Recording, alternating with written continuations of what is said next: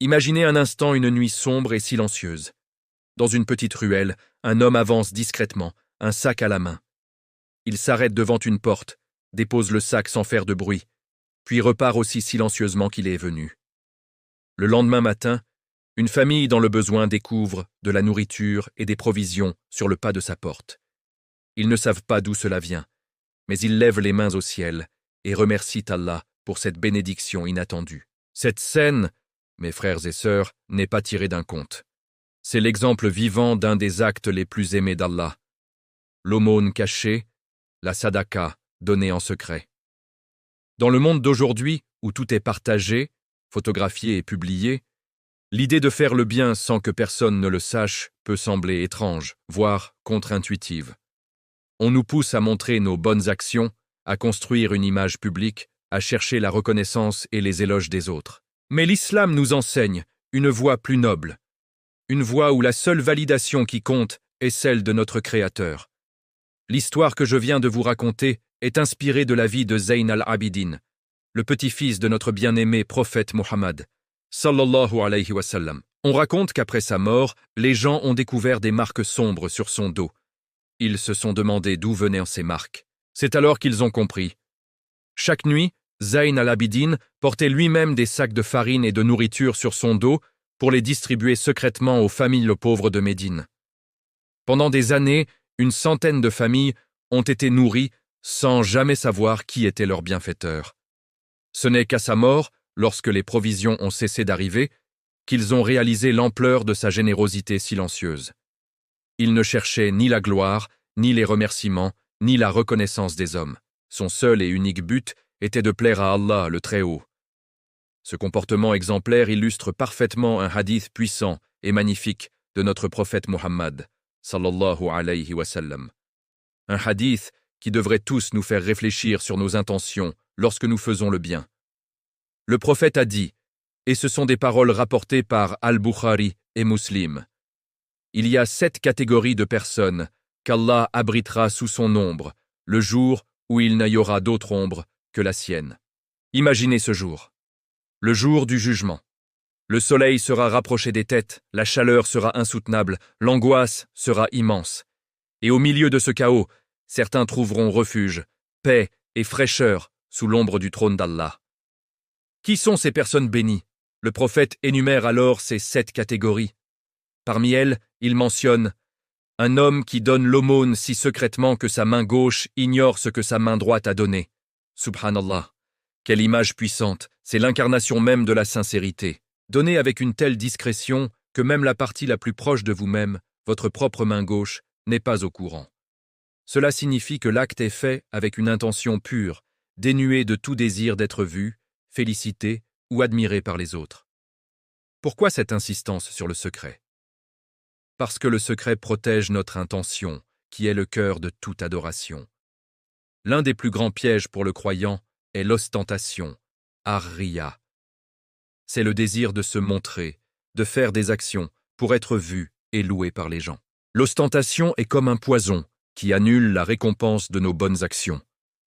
On peut prier, jeûner, donner en charité, mais si notre motivation profonde est d'impressionner les autres, alors tout ce travail pourrait être vain auprès d'Allah. Shaitan, notre ennemi déclaré, connaît cette faiblesse humaine. Il nous chuchote. Regarde, les gens te voient. Ils vont dire que tu es généreux, que tu es pieux.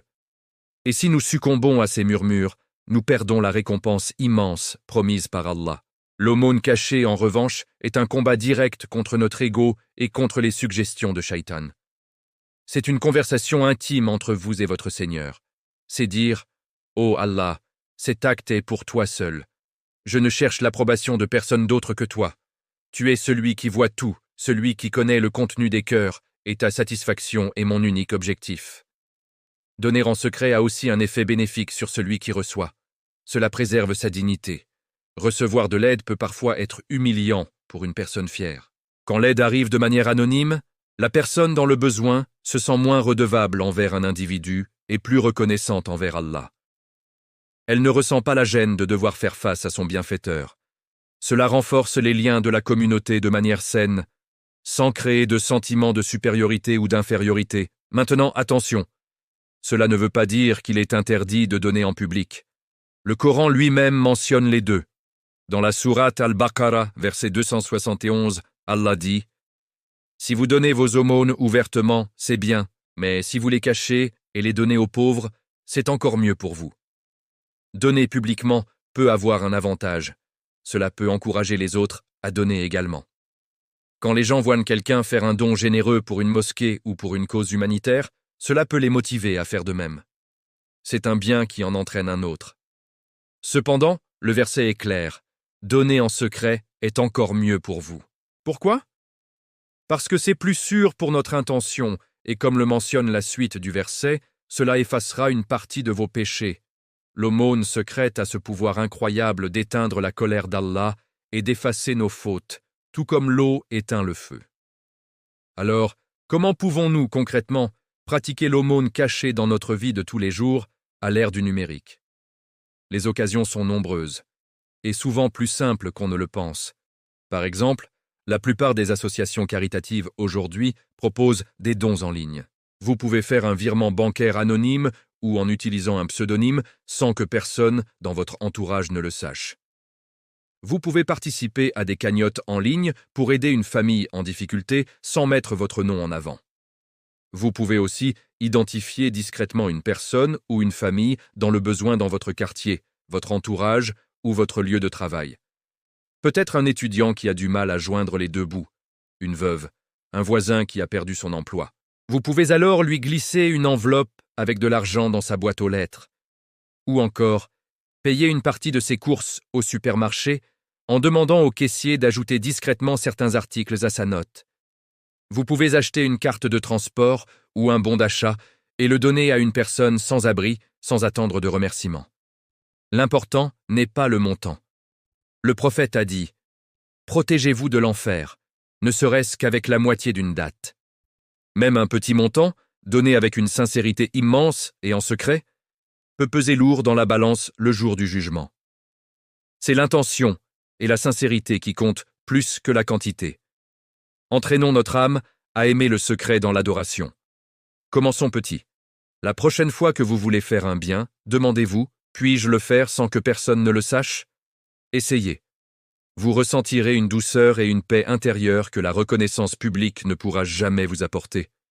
C'est le goût de la sincérité, le goût de l'ikhlas. C'est le sentiment de savoir que votre acte est enregistré auprès du roi des rois et que votre récompense est auprès de lui.